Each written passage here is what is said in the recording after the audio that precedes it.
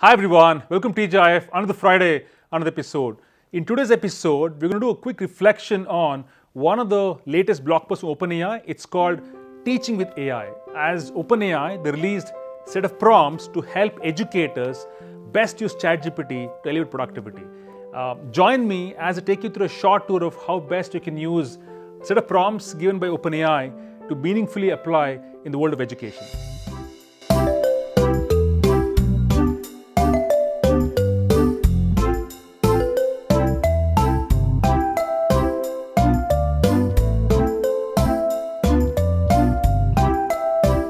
Welcome again. As I said earlier, it is about teaching with AI, helping educators understand how best to prompt the large language models to meaningfully converse with them on the task they have on hand. In fact, in one of the previous episodes, we spoke about what we call as steerability. Yes, these large language models are trained to take prompts which will help us define what the model should do and what the model should not do.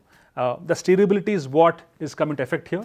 Now, the prompts that OpenAI has given out is only to educate the masses in terms of how they can apply such prompts across any industry for that matter. But for education, how can we help teachers stay productive?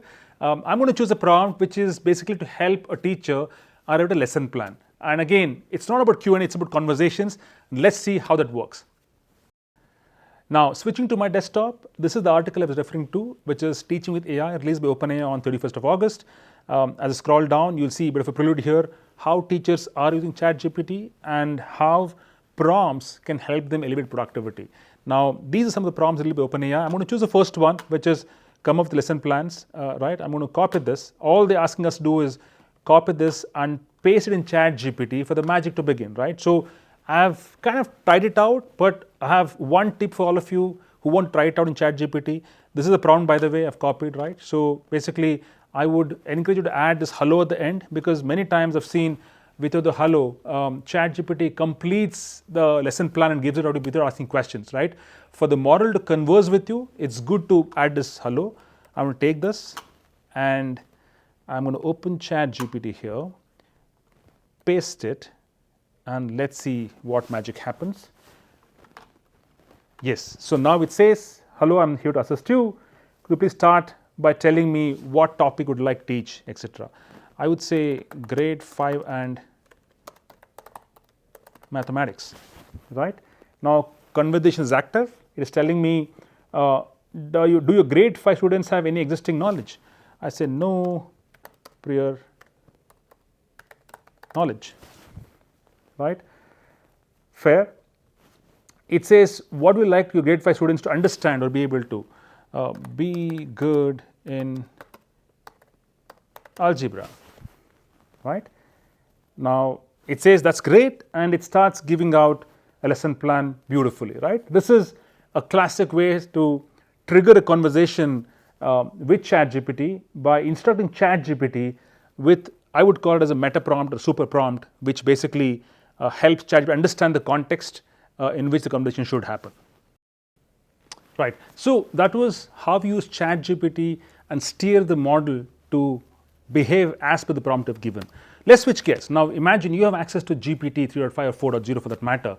How do you instruct, how do you provide the same prompt as part of interacting with the large language model, and how can conversations begin? Let me switch to my playground and show you how that happens. Awesome. So right now I'm in the OpenAI playground. Basically I've pasted the prompt as a system prompt here, which is a one-time prompt you give before a conversation begins. This is called assistive setup. Now, this is my first question, the same prompt, right? So now I'm going to have the first question.